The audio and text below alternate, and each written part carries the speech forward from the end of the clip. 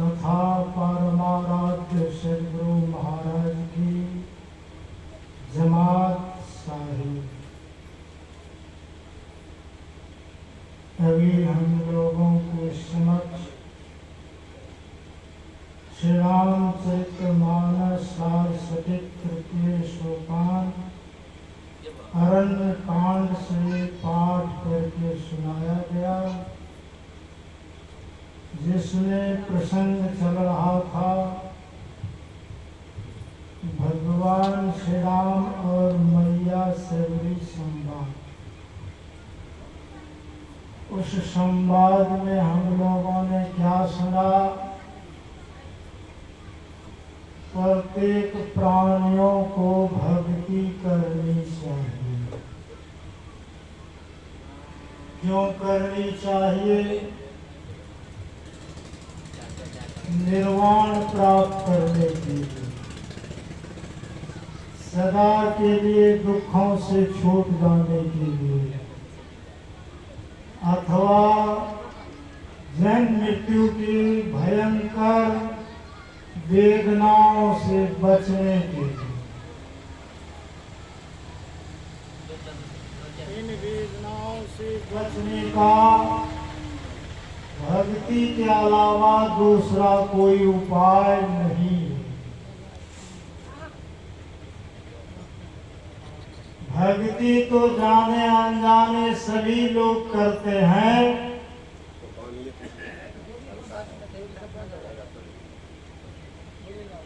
लोग किसी देवालय, शिवालय, तीर्थालय में जाकर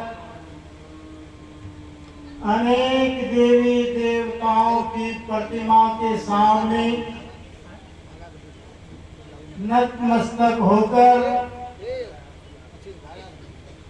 प्रणाम निवेदन करते हैं, प्रसाद चढ़ाते हैं, घड़ी घंट बजाते हैं, दीपक दिखाते हैं। लोग बूझते हैं भक्ति हो गई।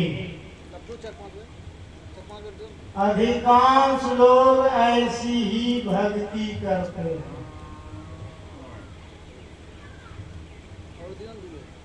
यदि ये भक्ति होती तो संत महात्माओं को इतना अथक प्रयास करके गांव गांव जाकर के उपदेश देने की आवश्यकता नहीं होती। आज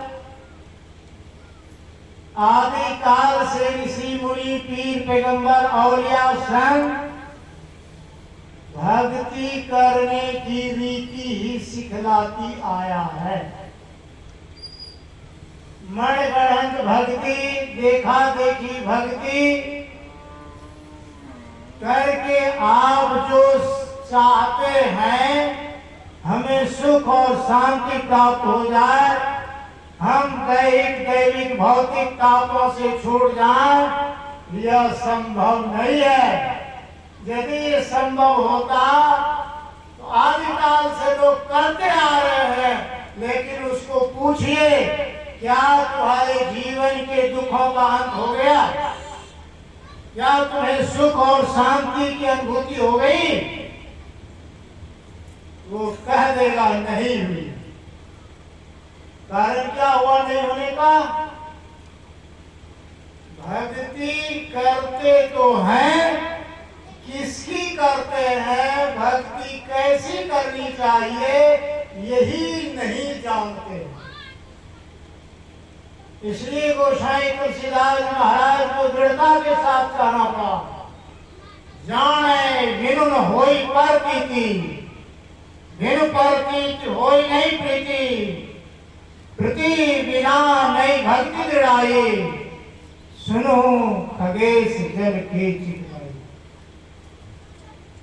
जब तक हम किसी को जान नहीं लेते हैं, पहचान नहीं लेते हैं, तब तक उससे प्रेम नहीं होता।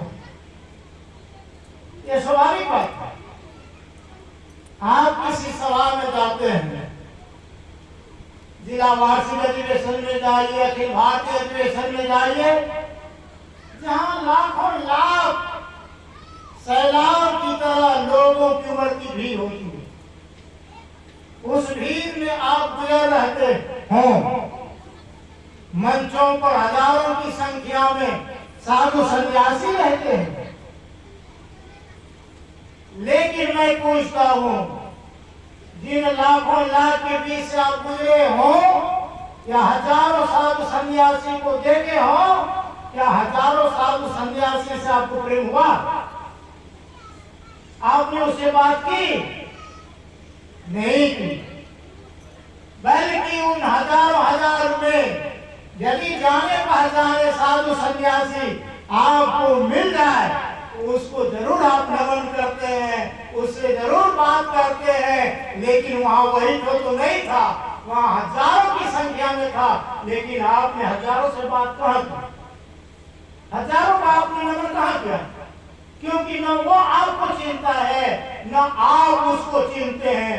हो सकता है जिसको आप नमन किया हो, उससे भी पहुंचे हुए फकीर उस मंच पर हो, लेकिन उनको आप टोकते तक नहीं है ना? क्यों? इसलिए कि वो उसको आप चिन्हते नहीं है, जानते नहीं है। इसलिए जान पहचान बड़े बाबू को पहले सलाम।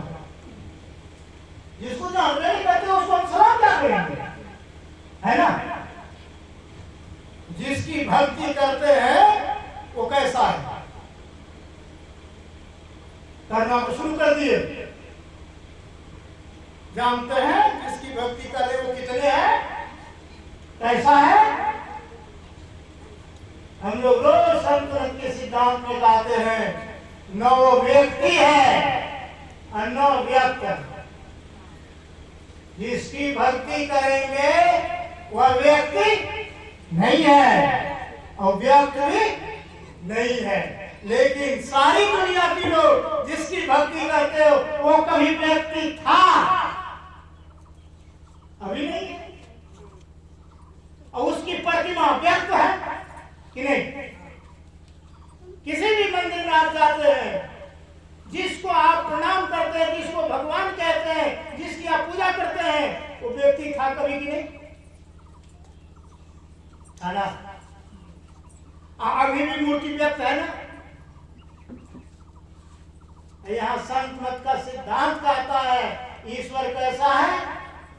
हम संत मत के सत्संगी हैं, यहाँ आध्यात्मिक ज्ञान के लिए हम लोग आए हैं, है ना? हमारा सिद्धांत कहता है, जो रोज पाठ करते हैं, जिस ईश्वर की भक्ति करोगे वो व्यक्ति नहीं है, अव्यक्त भी नहीं है। तो फिर व्यक्ति और व्यक्ति का पूजा करके आप दुख से छूट जाइएगा? जिसकी आप पूजा कर रहे हैं, जिसकी उपासना आप कर रहे हैं, क्या उससे आपका दुख मिट जाएगा? यदि मिट जाएगा ये विश्वास है तब कर रहे हो, ठीक है, कोई बात नहीं है। लेकिन इतिहास को लाके भी पढ़ लीजिए, वो उसको जिसने देखा, जिसने उसको बुलाया, जिसने उसको खिलाया खिलाया, उसका दुख नहीं मिटा तो तेरा क्या मिटेगा, है ना? किसने देखा? राजा दशरथ ने देखा। देखा कि नहीं देखा? किसने देखा? वसुदेव ने देखा। देखा कि नहीं देखा? उसके घर खाया खिलाया गया, पिलाया और पहनाया गया, उनके बिजोर में प्राण तक छोड़ा। हमारा ग्रंथ प्रमाणित है। क्या राजा दशरथ से छूट गया? रामायण तो पहले ही नहीं छूटा, प्रमाण के लिए छुपाई है उसमें। जीवन मरण फल दशरथ पावा, अंडय मल अनेक जस छावा। जीवन मरण फल दशरथ पावा। हम लोग गाते हैं संत मत में, आवागमन सम दुख दूजा है नहीं जग में कोई, इसके निवारण के लिए प्रभक्ति करनी, इन दुख से छूटने के लिए भक्ति है। इस दुख में राजा दशरथ पड़ गया, वसुदेव पड़ गया। लाखों उपमा मेरे पास, लेकिन समय नहीं है उतना कहने। एग्जाम्पल देकर समझा दो, उदाहरण देकर समझा दो, श्लोक सुना दो तो समय चाहिए।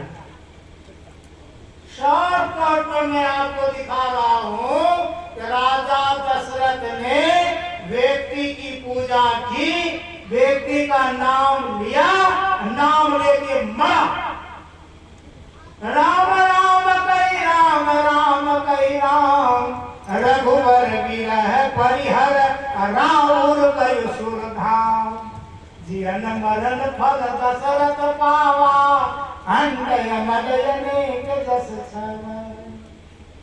6 बार राजा दशरथ ने राम राम कह के प्राण त्यागा। राम ही आज उपदेश में दे रहा है।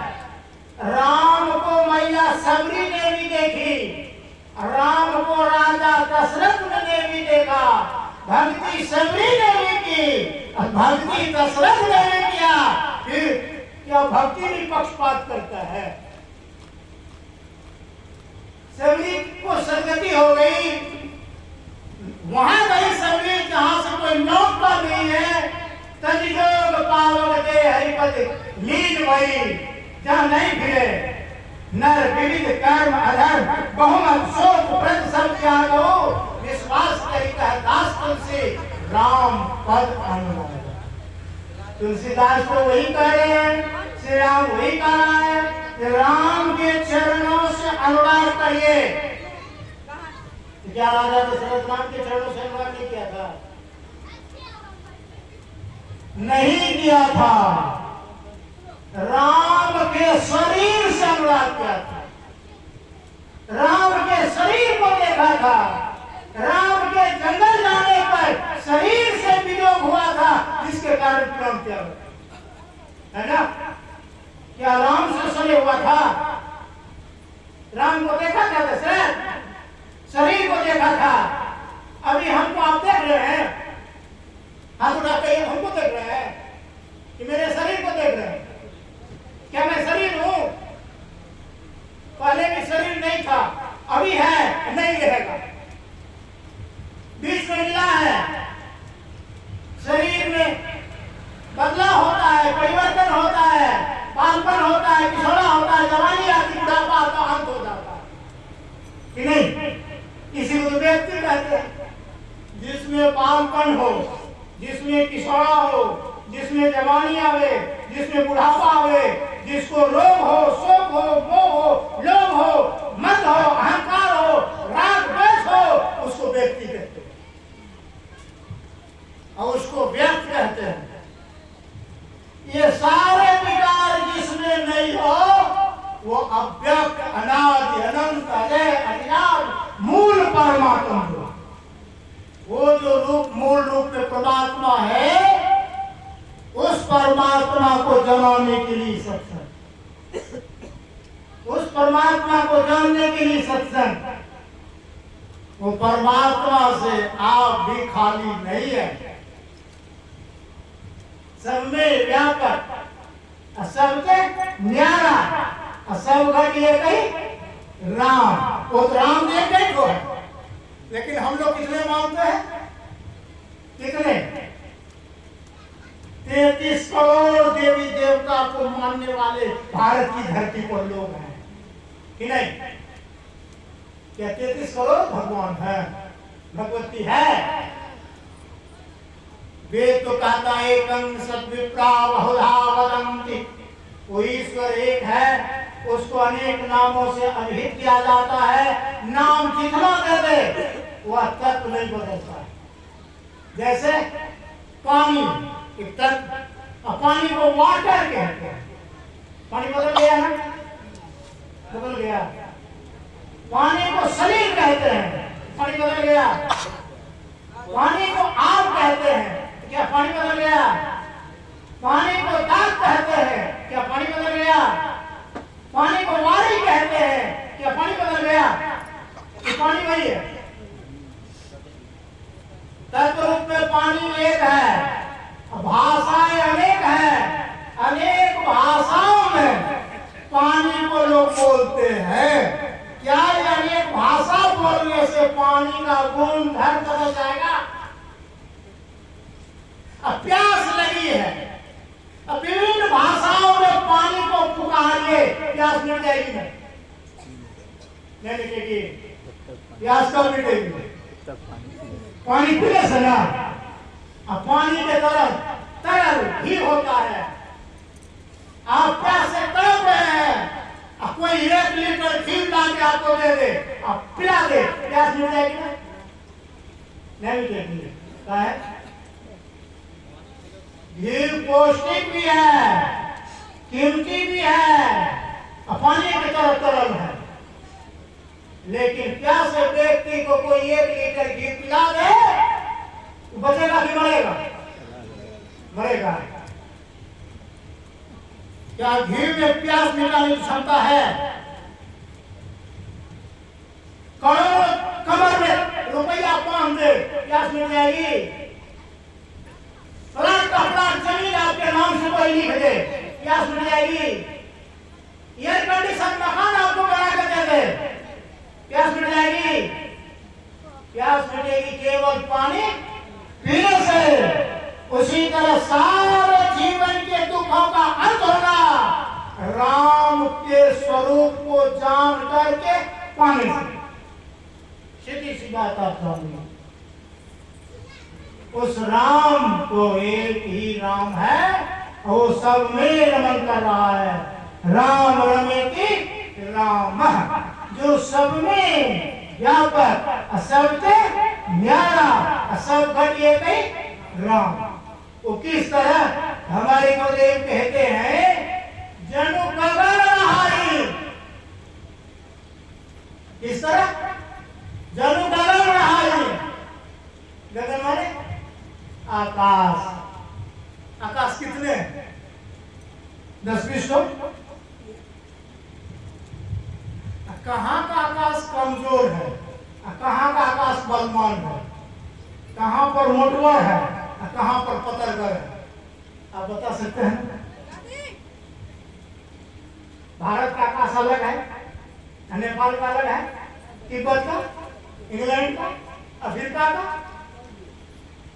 सारा विश्व में आकाश एक हो, सर्वत्र एक जैसा, कहीं कम कहीं बेसी नहीं है। आप एक बड़ा थाल ले लीजिए, 1 लीटर घी दूध उसमें डाल दीजिए। कोई आदमी पूछे ये जो सर्वर थाली में दूध है, दूध के किस भाग में घी कम है और किस भाग का अधिक है? अब बता सकते हैं? कहीं पर घी ज्यादा होगा, कहीं पर कम होगा, नहीं है। लेकिन घी है ना, उसमें दिखाई तो नहीं पड़ रहा। देखने के लिए क्रिया होते हैं ना, क्रिया विशेष के द्वारा दूध से घी निकाल लिया जाता है कि नहीं? निकालने के लिए क्या करना पड़ेगा? दूध को गर्म करना पड़ेगा। दूध को आप गर्म करेंगे तो छाली होगी, मलाई, उसको अलग करना होगा, उसको जमा करके फिर मथना होगा, मथ करके घोल को अलग करना होगा, नेनू को अलग करना होगा, फिर नेनू को कढ़ाई में डाल करके खदकाना पड़ेगा। जब खदकावेंगे तब दाढ़ नीचे बैठ जाएगी, घी ऊपर होगा कि नहीं? दूध में घी था, लेकिन घी को निकालने के लिए दूध से 4 चीजें निकली। दूध अलग, मलाई अलग, फिर घोर अलग, माठ अलग, फिर माठ से दाढ़ अलग, घी अलग कि नहीं? घी को प्रत्यक्ष करने के लिए दूध से 4 चीजों को अलग करना पड़ा, तब घी प्रत्यक्ष हुआ। उसी तरह आपके शरीर में है, दिल में दिलदार सही किया, उल्टी कड़ी ताई चितइये, आग में, खाक में, बाद में आकाश जान गई। जना बेटा वो जो जानता है, वो पानी में है, मिट्टी में है, आग में है, हवा में है, आकाश में है, चराचर प्राणियों में है, लेकिन हमारे अंदर भी है। उनको देखने के लिए जिन्हें दूध की मथन से निकसत है, घी जतन से, जिन्हें ध्यान के लगन से पार ब्रह्म में निहारे। उसके लिए आपको ध्यान करना पड़ेगा। न जोगी जोग से भावे, न तपसी देह दरबावे, सहज में ध्यान से पावे, असुरत की खेल यही आवे। सुहंगम नाद नहीं भाई, न बाजे संग सहनाई, नियक्षर जाप कह जापे, उठत धुन सुन से आपे, मंदिर में दीप बहु बारी, नैन में भई अंधियारी, कबीरा देश है न्यारा, लखे कोई राम का प्यारा, कहूँ स्वदेश की बतियां जहां होत नहीं भिन्न बतियां। उस देश में प्रवेश करने के लिए द्वार है सबके कपार में, जो द्वार बंद है। आंख से नीचे 6 चक्र है, आंख से ऊपर 6 चक्र है। नीचे तो हम लोग जाते आते रहते हैं, और ऊपर जाने की कला मालूम नहीं। उस कला को सच्चे सदगुरु से सीखना पड़ता है। सीख करके मुस्तैदी से अभ्यास करना पड़ता है।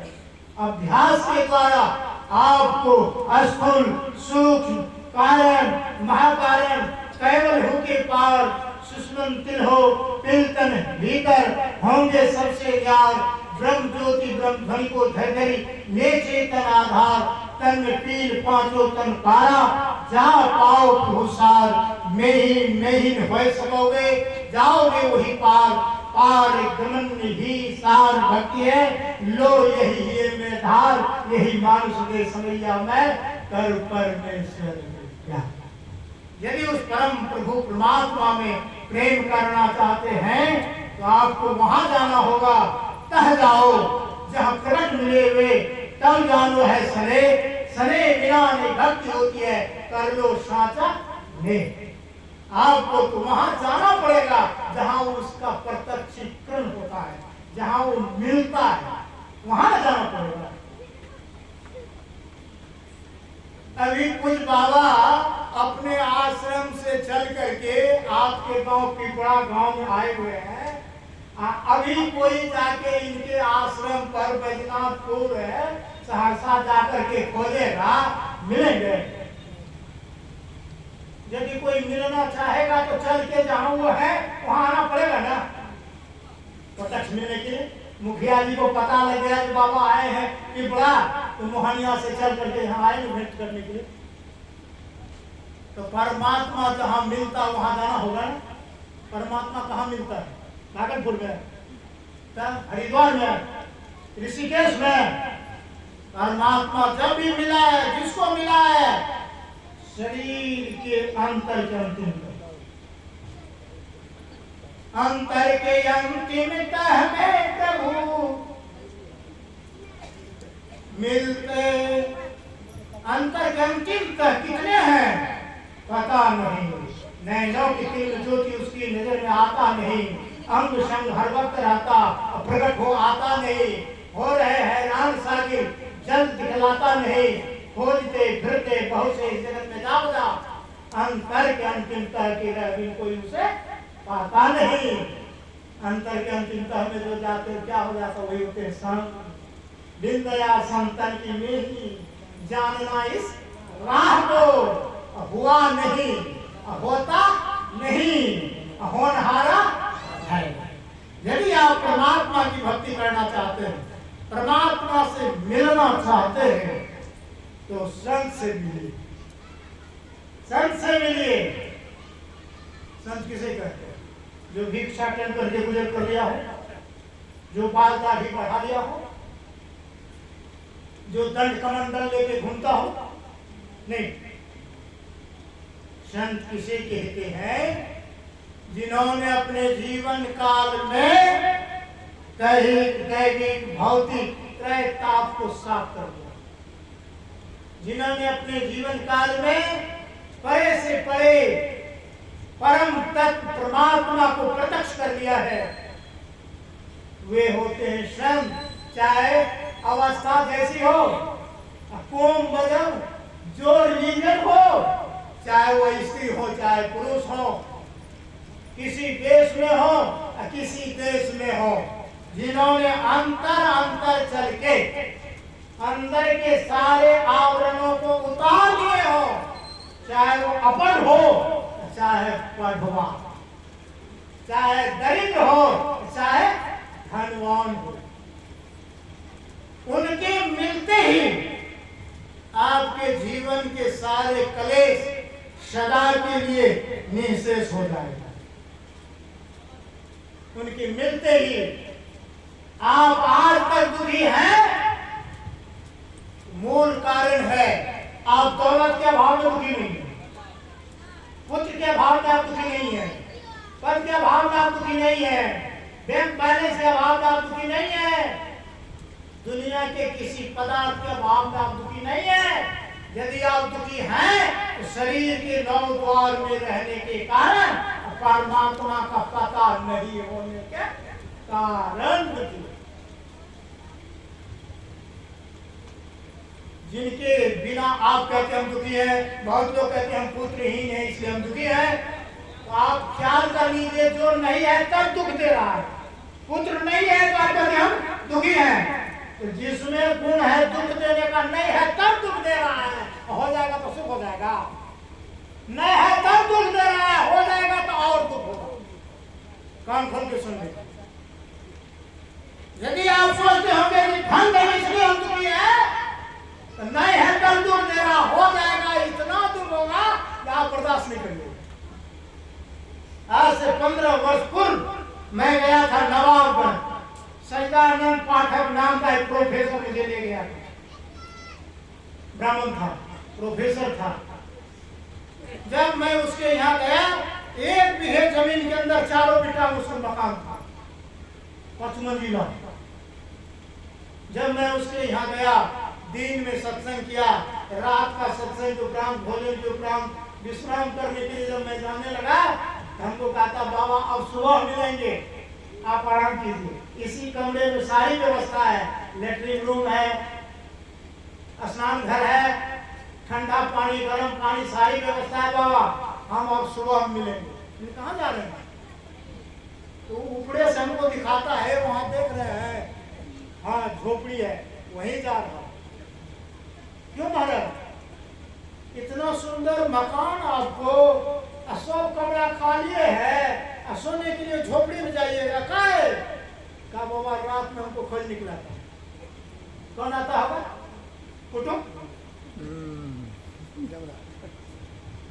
क्या कर लीजिए, अब भूस्तार है वहां बात में, उसमें सोने के लिए जा रहा है, दौलत से सुख मिल गया ना।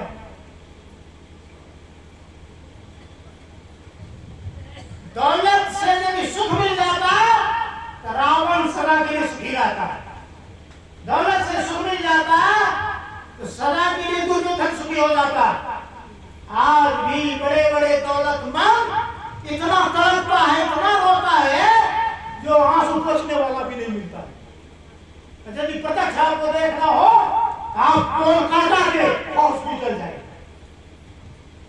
आपको देखना हो तो आप बम्बई के हॉस्पिटल जाए, देखना हो तो सिलीगुड़ी के हॉस्पिटल जाए, देखना हो तो आप दिल्ली के हॉस्पिटल जाए, प्रत्यक्ष देखने के लिए मिल जाएगा। न जीता है, न मरता है, तड़पता है, किसी खोपड़ी खोल दी गई है, किसी का अलजबड़ा निकाल दिया गया है, किसी का नाक निकाल दिया गया है, किसी का हाथ छाट दिया है, किसी का पैर छाट दिया है। पता करिए उन लोग है,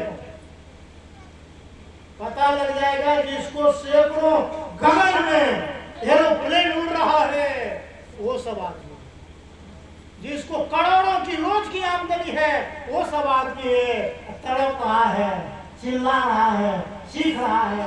यदि दौलत से सुखी हो जाता तो चिल्ला क्यों रहा है? बड़े बड़े हॉस्पिटल में जाते क्यों चिल्ला रहा है?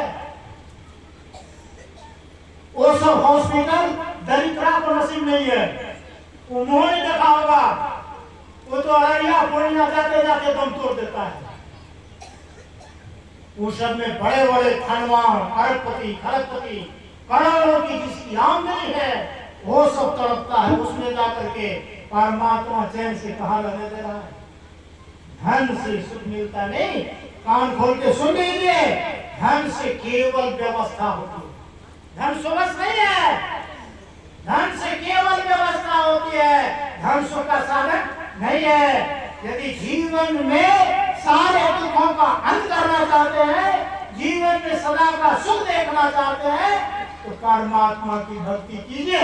जिनके सुनने मात्र से आपको सुख मिल रहा है, जिनकी चर्चा हो रही है आप सुन रहे हैं तो सुख मिल रहा है, तो सुख मिल रहा है। तो जिनके संबंध में सुनने से सुख मिल रहा है वो मिल जाएगा तो दुख होगा कि सुख, परम सुख। इसलिए हमारे गुरुदेव कहते हैं जो यही पंथ चले सुख पावे, सदा सुख, सदा का सुख मिलेगा। दुनिया में वो सदा का सुख नहीं है, न पुत्र का सदा सुख है, न धन का सदा सुख है, न तन का सदा सुख है। जिस तन में हम घमंड करते हैं कब इसमें रोग पकड़ लेगा, कब क्या हो जाएगा है गारंटी। कैंसर हो जाए, दमा हो जाए, टीबी हो जाए, लकवा मार दे, तब जिस शरीर पर आप गर्व करते हैं सुख होगा कि दुख। इसलिए इससे भगवान स्वयं राम कहते हैं मैया सबरी के माध्यम से भक्ति करो। कैसी भक्ति? तो भक्ति के लिए कहा स्तुति, विनती और उपासना, तीन ही बातें हैं। पूजा कोटि सम स्त्रोत कोटि सम जप, जप कोटि सम ध्यानम, ध्यान कोटि सम लय। करोड़ों पूजा पाठ जो आप करते हैं मंदिर में, देवी देवालय में, वो छोड़ करके एक स्तुति ईश्वर की कर लीजिए तो करोड़ों पूजा पाठ का जो फल होगा एक स्तुति 100 गुना बढ़ के फल होगा। फिर स्तुति में बहुत सारे शब्द हैं, स्तुति को छोड़ करके एक नाम का जप कीजिए। कभी आपने सुना मंत्र जाप दृढ़ विश्वासा, पंचम भजन वेद प्रकाशा। भगवान राम कहते मेरे जो मंत्र का जप करना है कैसे करना है तो वेद में प्रसिद्ध है। वेद में क्या प्रसिद्ध है?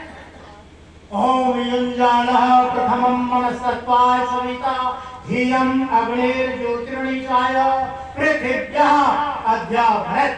वेद में प्रसिद्ध है जो मानस योग अग्नि की योग कर उस ईश्वर को तत्व रूप से जानने के लिए, है ना। मानस योग कहते मन ही मन मंत्र को जपने को। जिस नाम को आप जपते हैं कैसे जीव न डोले, ओठ न बोले, सुरती धर्मी दृढ़ाई बहे। सूरत को उस नए आकाश में टिका के रखिए जहां गुरुदेव आपको टिकाने की युक्ति बताई। वहां टिकाते हुए जीव को डोलने मत दीजिए, ओठ को बोलने मत दीजिए। जो मंत्र बताया है उस मंत्र को आप जपिए। जपादि सिद्धि, जपादि सिद्धि। वो मंत्र ऐसा मंत्र है जो 33 कोटि देवी देवता को आपकी सेवा में उपस्थित कर देगा। इसलिए हमारे गुरुदेव लिख दिया है देवी देव समस्त पूर्ण परम परम प्रभु गुरु में करे निवास करते संत सबू। 50-50 तुमने कहा है। जिन देवी देवता के पीछे आप पड़े हुए हैं, जिस देवी देवता की पूजा करते हैं, मैं कहता हूँ श्रद्धा विश्वास के साथ, पवित्रता के साथ, शिष्टाचार शुचियाचार के साथ, सदाचार का पालन करते हुए जिस मंत्र को गुरु बताते हो मंत्र को आप जपिएगा तो जिस देवी देवता की आप पूजा करने की जरूरत नहीं पड़ेगी, वो देवी देवता आपकी सेवा करने के लिए आ जाएगा। आपकी सेवा करने के लिए आ जाएगा। वो मंत्र में इतनी शक्ति। आप श्रद्धा के साथ उस मंत्र को जपिए। भगवान राम स्वयं कहते हैं मंत्र जाप मन दृढ़ विश्वासा पंचम भजन सो वेद प्रकाशा। ये वेद में प्रकाशित ये 5वां भजन। छठदम सी विरति बहु कर्मा नित्य निरंतर सज्जन करना। छठी भक्ति है इंद्रियों को दमन करने की। सारी इंद्रियों से अपनी चेतन वृत्ति को समेट कर अज्ञात चक्र में केंद्रित करने की जो क्रिया है उसी का नाम छठी भक्ति है, अथवा उसी को बिंदु ध्यान कहते हैं। सरल भाषा में हमारे गुरुदेव ने लिख दिया दुख भंजन भव भंजन रंजन ज्ञान ध्यान नित्य उपकारी बिंदु ध्यान विधि ना ध्यान विधि सरल सरल जग में परचारी। ये सारे दुखों का नाश करने वाला आवागमन का जो जाल है उसको नष्ट कर देने वाला यही बिंदु ध्यान और नाद ध्यान है। नाद ध्यान सातवीं भक्ति है और छठी भक्ति दृष्टि योग की क्रिया है। विशेष समझने के लिए कोई बाबा से आप समझिए, क्योंकि समय 5 बजने को जा रहा है। बोलिए प्रेम से श्री सद्गुरु महाराज की। श्री सद्गुरु महाराज की जय। माइक बढ़ाओ। जी हाँ दिव्य सज्जनों, संत महापुरुषों ने संसार का दुख हरे बताया है और हमारे परमाराध्य संत सद्गुरु महर्षि मणि परमहंस महाराज ने कहने की कृपा की, आवागमन समय दुख दूजा है नहीं जग में कोई। आवागमन के समान दूसरा कोई दुख इस संसार में नहीं है, लेकिन इससे बचने की युक्ति क्या है? युक्ति बताते हुए कहते हैं, इसके निवारण के लिए प्रभु भक्ति करनी चाहिए। प्रभु की भक्ति कैसे करें, ईश्वर की भक्ति कैसे करें, इस युक्ति को बताने हेतु अब हमारे बीच मंच पर मंचासीन हैं अखिल ब्रह्मांड के नायक, जगत का शोकर्ता संत सद्गुरु महर्षि मणि परमहंस महाराज के ओजस्वी, तेजस्वी, वर्चस्वी, संतलक में आचार्य पद से शोभित पूज्यपाद योगानंद स्वामी जी महाराज मंचासीन हैं। हे स्वामी जी, हमसे भक्तजन आपके ओजस्वी पीयूषवाणी के वासु हैं। हम सबको सत्संग सुधा का पान करना चाहेंगे पूज्यपाद स्वामी श्री योगानंद जी महाराज। एक बार जोरदार स्वर में हम सभी सद्गुरु महाराज की जय बोलकर अपने अपने अंतःकरण को पवित्र कर दें। श्री सद्गुरु